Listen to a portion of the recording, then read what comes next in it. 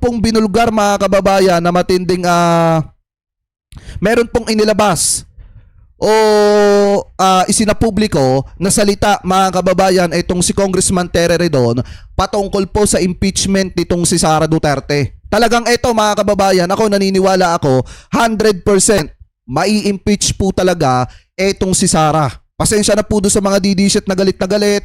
Pasintabi po sa inyo, alam ko malulungkot kayo sa balitang ito, pero may impeach po talaga sa pangalawang pagkakataon ay itong si Sara Duterte next week mga kababayan. Ano po sa susunod na linggo? So ito, i-play po natin. Sir, 55 votes unanimous yung boto sa committee. Oh. What does this signal and what are we expecting sa Plenary? We're expecting the Vice President to be impeached next week. Oh. So yung 106 is all but certain. It's just a question of how many more votes we will get. And yung ina-expect mo namin, at the very best, mapantayin ho yung 215 votes in last year's impeachment. Oh. The worst case is 106. It's not the worst case because the Vice President will be impeached. It is Diba? certain by next week, we will get the votes to impeach the Vice President. Yes, Congressman pa-impeach. O ayan o, kita nyo, ano yung sabi ni Congressman Tere Redon? Alam nyo yung pinakasigurado na balita next week? Mai-impeach po etong si Sara Duterte. Kasi nga mga kababayan, hindi na pinoproblema yung 106 na boto o yung 1/3 na kailangan sa Kamara. Dahil nga, ang iniisip ngayon ng iba mga kongresista ay mahigitan pa yung 215 na boto na nakuha po mga kababayan noong nakaraang taon. So ibig sabihin, 100% mai-impeach po talaga etong si Sara Duterte sa Kamara. Kasi nga, ayaw naman talaga mga kababayang humarap na ni Sara Duterte. Yan na rin yung gusto niya. Ano po para makapagpahinga na siya sa politics? Ang ma-impeach mga kababayan at mamuhay ng marangya. Kasi nga syempre, ikaw ba naman kotang-kota ka na? 'Di ba? Kotang-kota ka na sa pagnanakaw ng pera ng mamamayang Pilipino allegedly. Ikaw pa ba naman hindi ka lalagay sa tahimik? Bilyonarya ka na, pumasok ka sa politika, wala ka man lang kahit 500 million sa bank account mo. Pero paglabas mo o lalabas ka sa politika, bilyonarya ka na. Alam mo, tama din yung sinabi ni Duterte dati. 'Di ba? Ano ba yung sinabi ni Duterte dati? Minsan, yung isang politiko, papasok sa politika, sira yung kotse. Wala man lang kapera-pera. Pero paglabas ng politiko pag lumabas sa politika, nagiging milyonarya, nagiging bilyonarya. Yun pala ay patama mismo sa kanyang anak. Kasi nga yung kanyang anak, sobrang garapal magnakaw sa pera, sa pondo ng mamamayang Pilipino. Ibig sabihin, kaya pala alam ni Duterte yun kasi alam niya talaga mga kababayan na kurap yung kanyang anak. Ano po, so ngayon, maliwanag naman yung sinabi dito mga kababayan ni Congressman Tere Redon na talagang sa susunod na linggo ay may impeach po etong si Sara Duterte mga kababayan dahil hindi na nila pinoproblema yung 1/3 na boto. So ngayon nagsalita rin kanina ito pong si Speaker Faustino Vojidi III na kung saan mga kababayan sabi dito, Assures, Justice and Panel, Action versus BP Sara Impeachment mga kababayan. Ito pakinggan po natin. Sa inyong lahat, sa aking kapwang mambabatas at higit sa lahat, sa sambayan ng Pilipino na ating pong pinaglilingkuran. Sa araw na ito, hindi lamang natin muling binubuksan ang sesyon ng Kongreso. Sinasalubong natin ang panibagong yugto ng ating sama-samang paglalakbay bilang isang bansa. Hindi ito simpleng pagpapatuloy ng ating tungkulin. Ito ay pagpapatibay ng ating tunay na layunin at paninindigan. Dito sa ating institusyon, nagsumikap po tayong ipagpatuloy ang ating gawain. Our committees continued to function with focus and discipline. Wait lang, dito ko nasasagutin yan. Sabi ni Gary Villa 0825. Sir Jake, give reaction sa inilabas ng Supreme Court today na pinapasagot si Tito Sen for 10 days. The POV of Attorney Wilfredo Garrido. Post sa FB, pakibasa na lang.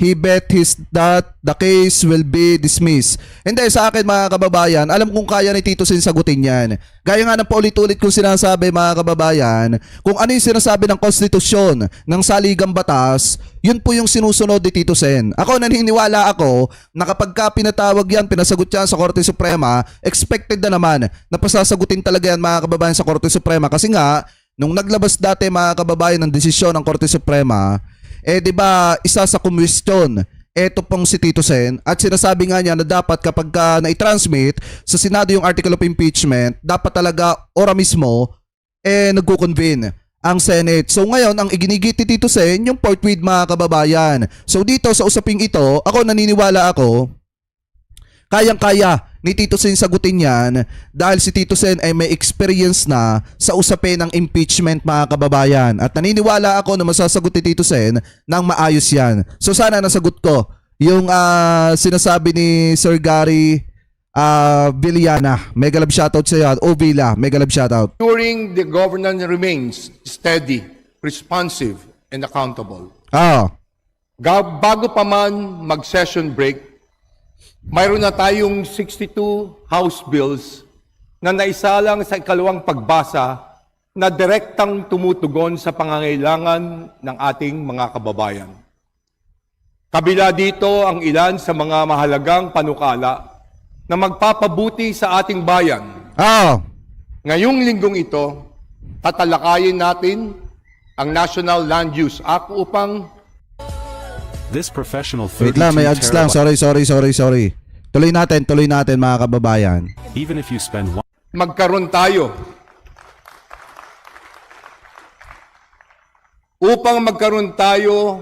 ng malinaw at pangmatagalang plano sa pagkamit ng ating lupa at likas yaman.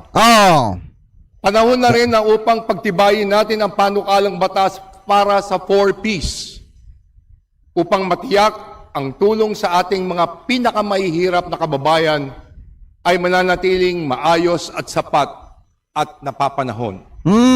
Ganda Para yan. tugunan ang krisis sa dulot ng tensyon ng Middle East, agad nating binuo ang LEAD o Legislative Energy Action and Development Joint Committee na hindi lamang isang istruktura ng koordinasyon, kundi isang mas sistematiko at mas epektibong mga hakbang para makapagpasa ng mga batas na sasagot sa ating mga pinagdadaraanan.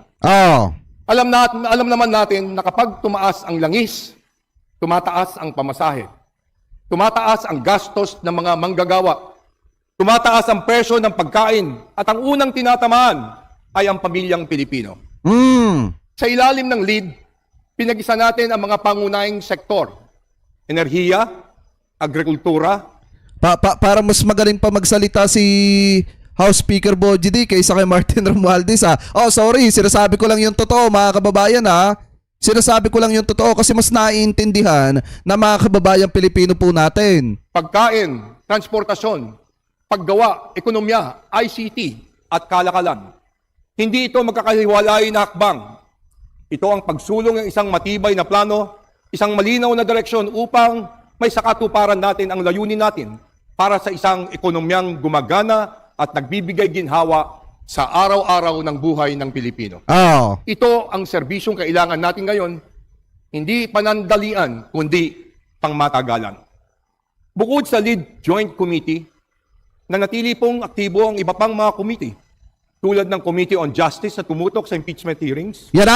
We also strengthened our role in the region through our active participation in IPA engagement, demonstrating that the Philippines remains both responsive at home and relevant abroad.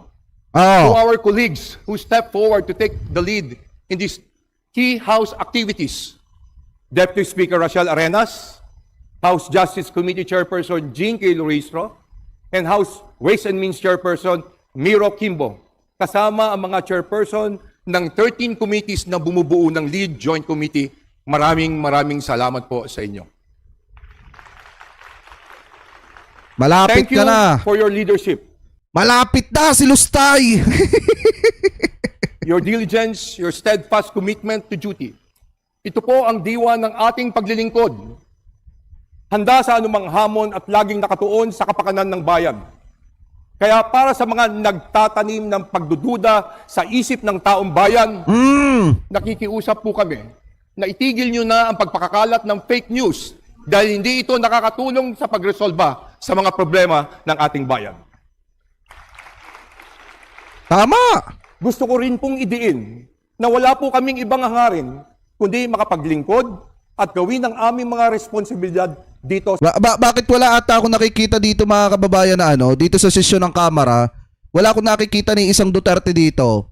Bakit yung mga Duterte Black, bakit parang nawala? Hindi ata umattend mga kababayan, di na naman ata pumasok. Alam nyo, dapat ipatupad din ng Kamara yung no work, no pay dito po sa mga kongresista. Kasi pagkakaalam ko parang isinulong yan ni Congressman Sandro Marcos. Pero bukha atang hindi natatakot etong mga Duterte. Biruin nyo, hindi pumapasok. Sa Kamara. Gagawin namin ang aming mandato at tungkulin ng makatarungan na tapat. Yan. Sapagkat naniniwala kaming walang anumang katumbas ang prinsipyo at dangal. Sa bawat desisyon, iisa lang ang aming gabay. Ang aming pananagutan sa inyo at sa buong bayan. Our oath to uphold the welfare of our people and to ensure transparency and accountability in government. We resume our session as we called not only to act, but to act with purpose, discipline, and resolve. Kaya't kasama natin si Majority Floor Leader Sandro Marcos na isinusulong natin ang Kalinga Act of 2026, ang komprehensibong alalay sa livelihood, inflation, negosyo at good assistance bilang bahagi ng mas malawak na hangarin na palakasin ang kakayahan ng bawat Pilipino. Patatatagay natin ang ating ekonomiya at gawing mas maasaang support system ng gobyerno. Kasabay nito, patuloy nating patitibayin ang ating mga hakbang tungo sa energy security sapagkat ang isang bansa ay kailangan na may klarong plano at matibay na pundasyon. At mga kasama, kung tunay nating nais palakasin ang tiwala ng taong bayan sa ating institusyon, ipasa natin ang anti-political dynasty. Tama! Tututukan natin ang mga ito dahil narito tayo hindi lamang upang pangalagaan ng kasalukuyan. Narito po tayo upang para maging handa para sa kinabukasan. Let us continue to work with President Ferdinand R. Marcos Jr. and move forward with a whole-of-government approach, coordinated, decisive, and anchored on long-term national interests. Sama-sama po nating itaguyod ang isang bagong Pilipinas. Tumindig tayo para sambayan ng Pilipino. Kumilos tayo ng may tapang, may bilis, at may maliwanag na hangarin. Inuulit ko po, walang katumbas ang ating prinsipyo at dangal. Lalo na pag ang usapin ay pananagutan. Yan When it comes to fulfilling our mandate and our duty to uphold the interests of our people, we will not compromise and we will not waver. So let us move forward with conviction, unity, and purpose. Maraming salamat po. Mabuhay ang kapulungan ng kinatawan. Mabuhay ang sambayan ng Pilipino. Grabe mga kababayan, ito yung mga salitaan na talagang mararamdaman mo. Yung pag-iyak ng mga didisit sa susunod na linggo. Nakuha nyo mga kababayan yung pinupoint natin. Ito yung mga salitaan na talagang mararamdaman mo na iiyak. Yung mga didisit, sasakit yung mga dibdib ng mga yan. Kasi hindi nila gaano matatanggap yung mangyayari. Lalo na, may hamon pa tayo kay Jemmy Bondoc na kapag ka na-impeach etong si Sara Duterte, aaminin niya na fake news peddler siya. Diba? Kasi sabi niya, malabo daw makakuha ng boto sa Kamara. O di titingnan natin, pagdating mga kababayan, ng araw ng impeachment ni Sara Duterte, diba? Pagdating ng, ng plenary session, kasi iaakyat na yan mga kababayan. Kita nyo nga, pinagbotohan na kanina.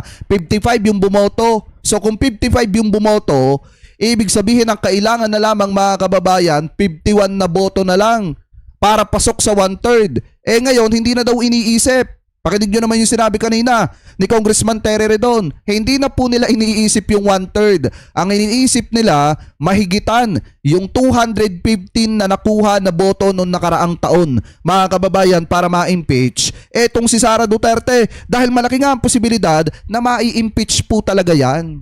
Kaya nga, gaya nga ng sabi mga kababayan, ni Attorney Lorna Kapunan. Ano ba yung sabi niya dito sa Abante? Basahin po natin ha.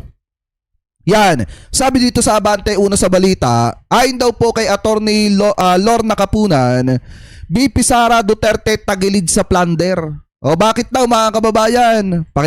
Basahin po natin.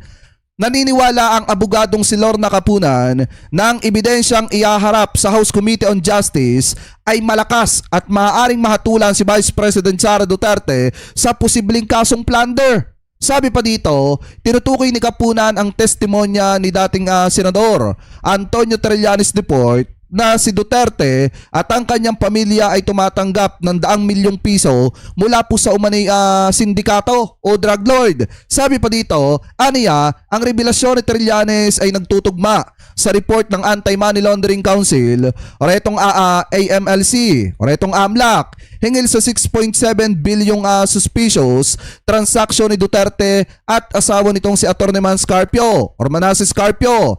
Sabi daw ni Kapunan, mga kababayan, ni Atty. Kapunan, so sabi nila na vindicate,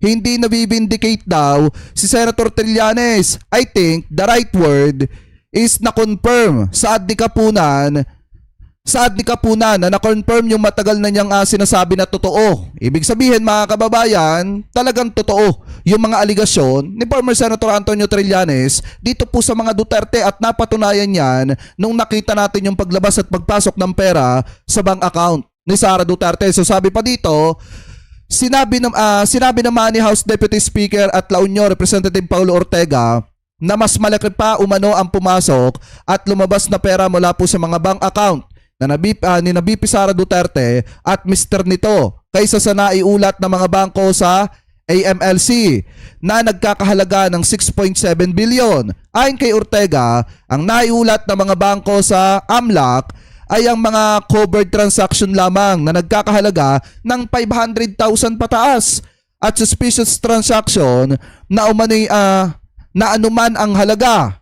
Kung nakakagulat, sabi daw ni Ortega, kung nagugulat tayo sa 6.7 billion, we should understand this is not the full amount. Ito yung nakita ng AMLAC under its limited scope. This is just the tip of the iceberg. Sabi pa ni Ortega, kasi nga sobrang laki mga kababayan nung pera na pumasok po sa bank account ni Sara Duterte. Kaya tama rin yung sinasabi ni Atty. Kapunan na makukonvict po talaga dyan si Sara Duterte, mga kababayan, kung sakaling sampahan yan ng kasong plunder. Ano po sabi pa dito, kaugnay nito inaasahang pagtitibayin ni House Committee on Justice ngayong Lunes, Mayo 4 ang ulat nito na nagre-rekomandang ipapadala na ang article of impeachment sa Senado kung saan lilitisin si Duterte. At kanina pinagtibay nga po yan na may probable cause kasi nakakuha ng 55 votes, mga kababayan. Ibig sabihin 55 yung bumoto na talagang etong si Sara Duterte, na talagang yung mga reklamo labang kay Sara Duterte ay may probable cause po talaga. So ngayon, kung titingnan po natin, maliwanag yung sinasabi dito ni Atty. Kapunan na talagang tagilid etong si Sara Duterte sa plunder, mga kababayan, at malaking posibilidad na makonvict po talaga yan.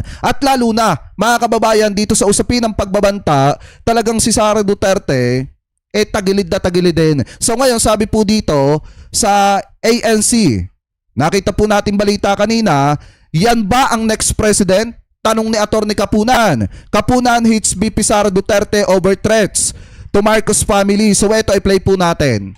Right. Now, I think with the last one, the video has been confirmed. It was not edited. It's been a year. The NBI is still, they have leads on a suspect. But what if the defense argues that, and I'm rephrasing this, as the Vice President had said, it was hypothetical in nature. Kumbaga, she did not order actively. Right? The reason she had used as, if mamatay ako, meaning if I am dead, then you do that. So I want you just to close this. Yes. What is your response to that? Well, two things. First of all, she did say it in her own press conference, which she videoed herself. If that were not true, let's say that was part of the moment because her chief of staff was being detained in the house. The very next day, she repeated it. She repeated it the very next day and said, "I have hired an assassin," and he has said yes. The day before, she said, no joke, no joke. If it were a joke, the next day she would have denied that it was a joke. No, Tama. So ngayon mga kababayan, ito ngayon ko lang din na gets yung video ni Sara Duterte. Kasi 'di ba iginigit ng mga DD shit na hindi ano 'yan, conditional threat 'yan. Siguro nagbibiro lang si BP Sara diyan. Huwag niyong paniwalaan 'yan dahil hanggang ngayon buhay pa si PBBM, yung presidente nyo. Pero kung titingnan nga natin mga kababayan, hindi kasi pwedeng hindi paniwalaan yung sinabi ni Sara Duterte. Lalo na at nagsabi nga siya ng no joke, no joke. Ibig sabihin, gagawin niya talaga. Kumbaga pinagpaplanuhan niya talaga mga kababayan na gawin yun kay PBBM anytime. Basta nakakita siya ng pagkakataon na itumba ang presidente. Gagawin niya talaga yon. Hindi siya nagbibiro doon at hindi natin pwedeng hindi seryosohin yan. Di po ba? Tama yung sinasabi dito ni Atty. Kapunan. Talagang nung nag-live si Sara Duterte sa sarili sarili po niyang press con, tinanong siya at yun ang isinagot niya, dinagdagan niya ng 2 no joke, no joke. Hindi po natin pwedeng baliwalain yan. Talagang humahanap lang sila ng tamang pagkakataon para itumba ang presidente. Ano po, anyway, tuloy pa natin. The next day she said, that threat, how can you have a threat from the grave? There is no such thing as a threat from the grave. The crime is threat, whether it is, there is no such thing as conditional threat. The glaring example here, and we heard the wife of Congressman, then Governor Decamo, the wife of the Congressman, she said, my husband was threatened and he didn't take it seriously and now he's dead. And she said it very sadly in the Committee on Justice hearing. It was her husband's birthday. Tama. A threat is a threat. It's a threat. There's no such thing as Kahit pa sabihin conditional threat yan, ang pagbabanta ay pagbabanta. a conditional threat. Okay, and I think just to close, to clear it to the viewers, our impeachment processes are actually, even the Constitution and our laws, most of it were patterned after the United States, is a threat to the president. Could you consider that impeachable? Yes, it is Oh, ano? impeachable. First, you are Ano yung sabi dito? Ano yung sabi dito mga kababayan? O yung mga DD shit, makinig kayo. first you are a public official. Yes, it is impeachable. Is a threat Pakinggan nyo to the president. Could you consider that impeachable? Yes, Oh. it is impeachable. First, you are a public official, even a private individual. Remember, there was an incident where a private individual Arrested. was arrested simply because uttered wanted a threat against the president. Whether a private or public individual, that is public official, impeachable public officials. That already, because if it does not go into a violation, everything is a violation of the Constitution, but it goes to her fitness. It is a betrayal of public trust. Oh. When you even say, and to add to that, to say that you are the designated survivor, to say that there is no number 1 position, there's only a number 2 position, to say that she wanted to cut off the head of the president, to say that she will dig up the grave of the father and throw it to the West Philippine Sea, all of this taken together should already convince even the ordinary Juan de la Cruz to say, is she the next president of the Republic? She needs to go through a Diba? psychiatric investigation. In fact, NBI, in the hearing, the Committee on Justice said she was supposed to. Twice, she did not show up because my psychiatric division. In fact, this was to give her the benefit of the doubt, to see if it was just a burst or really a hyperbole or hypothetical. NBI scheduled 2 psychiatric hearings with her. The first one, she refused to Ang problema nga ayaw ni Sara Duterte humarap mga kababayan sa psychiatric kasi nga mabibisto eh. Mabibisto na talagang may sapak. 'Di ba? Mabibisto na talaga may sapak mga kababayan. Kaya nga yung isang kongresista, nakalimutan ko lang yung pangalan. 'Di ba, nagtanong kung meron daw mga kababayang kung meron daw psychiatric doon sa hearing para tanungin sana kung ano ba yung ginagawa ni Sara Duterte. Buti nga lang wala mga kababayan, dahil kung meron, mabubuking talaga ng sambayan ng Pilipino na talagang baka may eng-eng. Di ba mga kababayan? Baka may eng-eng. Kaya ganun ang napasok sa isipan at ganyan ang pinaggagawa. Alam mo ba mga kababayan, ganito yan Isipin nyo mabuti. Kung ikaw ba naman ay tao na nasa tamang pag-iisip, alam mo meron kang kinakaharap na issue dito sa ating bansa, bakit uunahin mo pa na mag-travel sa abroad na wala namang kabunasan? Di po ba? Tapos mag-aaksaya ka ng pera ng taong bayan para lang ibayad do sa mga kasama mong security personnel at do sa mga empleyado mo na kasama mo na pinapasahod ng gobyerno ng mamamayang Pilipino. Eh di ba yung gumagawa nun may eng-eng lang? At hindi alam ang pinaggagawa, hindi alam kung ano yung kanyang trabaho. At saka take note mga kababayan ha, 'di ba yung mga eto pasintabi po doon sa may mga sakit na ganyan. Pero ang pagkakaalam ko kasi kapag may ganyan mga kababayan, nahihirapang gampanan yung kanyang trabaho. Hindi niya alam kung ano yung uunahin, hindi niya alam kung ano yung gagawin. Eh ngayon ang tanong ko, doon sa mga DD-shit, si Sara Duterte ba may nagawa ng trabaho? May nasimula na ba siya? May natapos na ba siya na masasabi niyang kanyang proyekto? Di ba wala? Kasi nga mga kababayan, alam kong alam nyo na yung sagot. Anyway, tuloy pa natin. To appear. She said she was doing her duties. We don't even know what those duties are. The second is she said, why will appear there? NBI is under the Department of Justice. Department of Justice is under the office of the President. You are biased. So the At saka take note mga kababayan saan ka nagkatala, tag-init, magtatanim ka ng puno. Di ba? Saan ka nagkatala, tag-init, magtatanim ka ng puno para lang masabi na may nagawa ka. the Vice President does not believe in the institutions. The NBI is biased. The House of Representatives is biased. And now Oh. we wait in suspense. If now they will say that the Senate is biased, because remember, their petition to the Supreme Court included, and we don't know why, included the Senate President. So baka sabihin nila, when this case now goes to the Senate, they will say, wait a minute. Ay, yun pa nga pala yung isa, nagpulot ng basura sa bundok. Kaya nga di ba? Kung gusto niya magpulot ng basura sana sa Manila. Di ba? Sa Maynila sana mga kababayan, sa Manila. Maraming basura doon.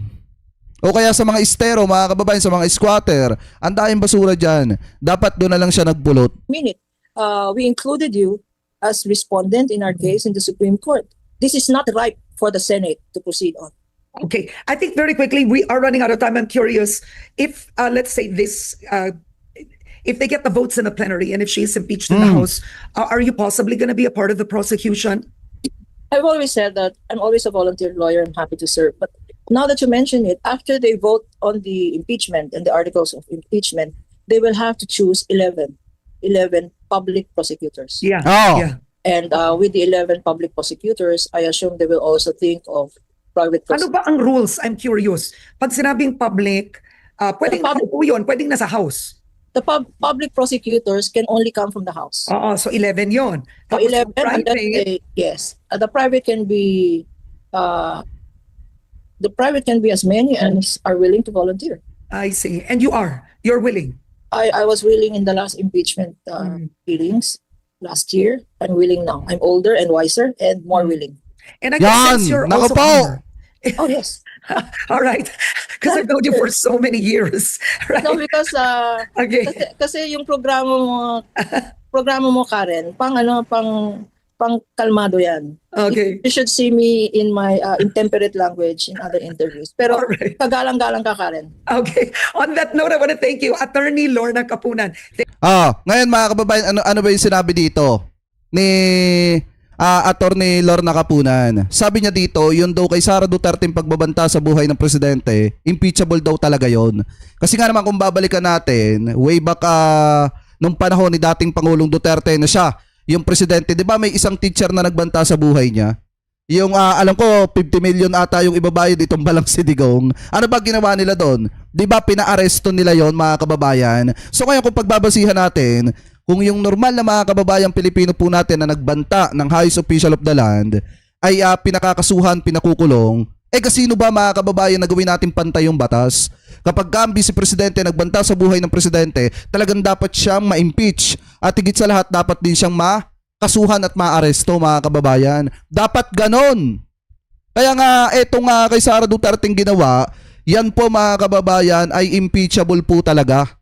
Kasi nga alam naman natin na kapag may nangyari sa buhay ng presidente, siyang makikinabang kasi siya naman talaga yung right na successor ng kapangyarihan ng isang presidente dahil siya ay vice-presidente. At lahat ay kapakinabangan niya kung sakali may mangyaring hindi maganda kay PBBM. Kaya yan mga kababayan ay talagang pagtataksil sa tiwala ng mga kababayan Pilipino po natin na bumoto sa presidente mga kababayan at bumoto din kay Sara Duterte. Kasi biruin nyo bakit ko sinabi? Nakasama din yung mga bumoto kay Sara Duterte. Kasi saglip na magtrabaho si Sara Duterte, puro pag nanais na mawala ang presidente yung ginagawa at inaatupag. Kaya wala siyang nagagawa. At wala pa siyang masasabi na legasiya niya bilang vice-presidente ng Republika ng Pilipinas. Kaya nga mga kababayan, dapat talagang ma-impeach na yan. Yang tao na yan. Sakit sa ulo ng lipunan yan. Inutil na vice-presidente yan. Kaya dapat po talaga ma-impeach yan sa lalo't madaling panahon. Kasi kawawa ang taong bayan. Kaya hindi tayo nakakausad mga kababayan Dahil nga, saglip na nakikipagtulungan yung vice-presidente, ano ba ginagawa? Travel abroad, lakwatsa, hindi nagtatrabaho, puro paninira pa, yan ang inaatupag niya. Kaya wala po talagang nagagawa ang ating vice-presidente. So ngayon, hindi na rin nakakapagtaka kung bakit sinasabi dito sa PRTV Prime Media na majority daw ng mga Pinoy ay naniniwalang may bilyon na undisclosed account etong si Sara Duterte. Kasi nga mga kababayan, nalaman na ng taong bayan at hindi na rin nakakapagtaka kung bakit marami sa mga kababayan Pilipino po natin ay gusto na ma-impeach na etong si Sara Duterte kasi nga bistado na yung ginawa niyang pagnanakaw sa kaban ng bayan kasi hindi niya maipaliwanag kung saan nanggaling etong kanilang biglaang pagkabilyonarya at bilyonaryo. Ano po? Anyway, tuloy pa natin. Batiin ko muna yung mga ating friends, sina Ronnie Holmes, sina Christian Esgueta. Pangbati pa. Ay, well, sorry. Binabati, walang kwenta. Sorry. Pero ito, may mga survey tayo na babanggitin. Yun. Dito ginanap nung April 29 to 30 lang. Ay Tanghere. Ang lumalabas dito, majority of Filipinos believe Vice President Sara Duterte holds billions of pesos in undisclosed bank accounts. So, 58% ng respondents ng 1,200 ay nagsabi na naniniwala sila doon sa lumabas na ebidensya na may bilyones. Yun sa not false but just inaccurate. Vice President. So, diba? yan ang survey results. Yan. Ito naman, isa pa sa... Initial lang yan, hindi pa yan nag-gestate sa tao. Hindi pa yan, initial pa lang yan Ito naman sa WR, 7 in 10 Filipinos satisfied with their House Reps performance according to WR numero. So 70% mataas. And yung general satisfaction rating sa House of Representatives ay tumaas din by 5%. Wow. Siyempre, tumaas yan dahil sa ginawa nila. Ibig sabihin, yung tinamaan ng ginawa nila, bumababa. Tawag doon, logic. Logic. At sino ba ang tinamaan ng ginawa mga kababayan ng House of Representatives? Di ba si Sara Duterte? Kaya bumababa. Huli-huli na, yung singkong sikat natin, ito yung mga top 5 trending Sino ba yung publiko? mga search terms na hinahanap ng ating mga kababayan. Although may dumagdag na idadagdag ko. Recently lang to, kahapon lang. Pero ito yung top 5 as of nung Thursday. Number 5, Francis Escudero, plunder complaint. Yun. Back in the radar. Nasa radar na naman si Senator. Number 4, Curly Discaya. So, Ay, na-hospital. na-hospital, nagpa-check out. Taka yata yung luxury vehicles din. Kasama. Number 3, sino kaya to? Congressman Terry Ridon. Number 3 sa mga search terms. Trending. Number 2, ito kilala ng ating Ace of Hearts, si Mike Defensor. Trending. Dinidikit mo talaga sa akin, ha? Hindi, kilala. Alam niyo na kung bakit nag-viral si Mike Defensor, kung bakit nag-trending siya. Kasi alam niyo naman mga kababayan, nag-viral yung kanyang Hammer House. Okay. Alam nyo na yun. Sara Duterte impeachment. Yan pa rin yung talagang sinusubaybayan ng mga kababayan natin. Pero may nag-trending din na isa pa, recently lang, yung Jason sa akin. Dahil nahuli na nga si So yun, number 3 trending si Terry Redon. Saan galing naman yan? Ay, galing sa Google yan. Google search. Marami nagsasabi. Anong ginawa kong mali? Hindi. Pwede naman tama yung ginawa. Dahil sila yung positibo. Parang nakakakabay. What did I do? What did I do wrong? Tell you who you're with and I'll tell you who you are. Parang ang ginawa yata dyan ni Prof. Guido, na mathematician. Parang ginawa lang yan parang objective na data analysis. Sino ba yung hinahanap? Search. Ano naman? Walang value judgment. Walang net Hindi katulad ng negative. 4 oras, ang daming judgment. If may ginawang mali, sinesearch lang nila dahil kung may ginawa ka, kunyari, ikaw yung nag-lead ng investigation, for example, pwedeng ganon. Do you feel that, Kong, that rise in popularity, hindi naman notoriety, popularity, the rise in the clamor of the people, na ipaliwanag po itong mga nangyari. Kaya Hindi mo nga alam na abogado si Kong eh. Parang gusto mo bumawi ah. Wala na. Kung sabi nila parang gusto mapahamak sa Kong. KTV na lang.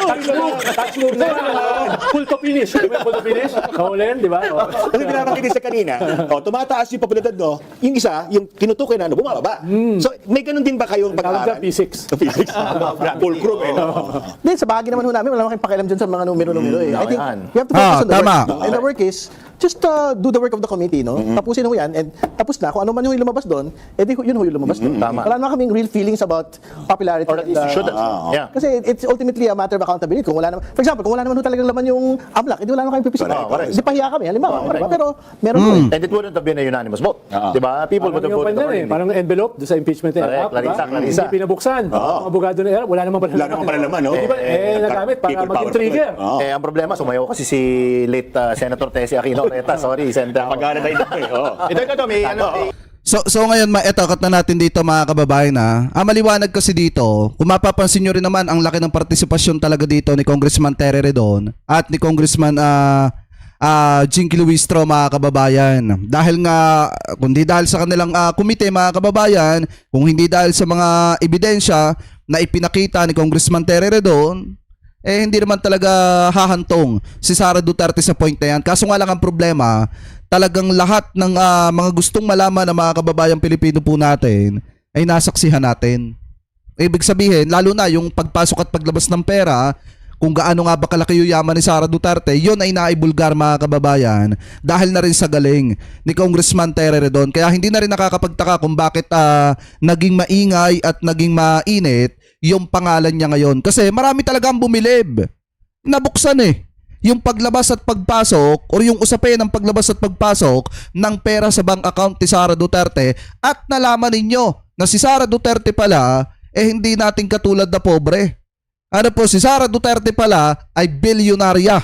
Ano po, na kumakain sa karinderya kuno. Para lamang po sa kanyang PR. So ngayon, mga kababayan, na maliwanag po dito, talagang si Sara Duterte ay may kalalagyan next week. At doon sa mga DD shit, ihanda nyo na, hanggat maaga pa, ihanda nyo na ang towel nyo, tissue nyo, at bumili din kayo ng apikasin o omega para panghaplas ng dibdib ninyo pagka sumakit-sakit na, kasi may impeach po talaga si Sara Duterte sa next week mga kababayan. Malaki ang posibilidad na si Sara Duterte ay ma-impeach. Yun ang masakit na katotohanan dyan.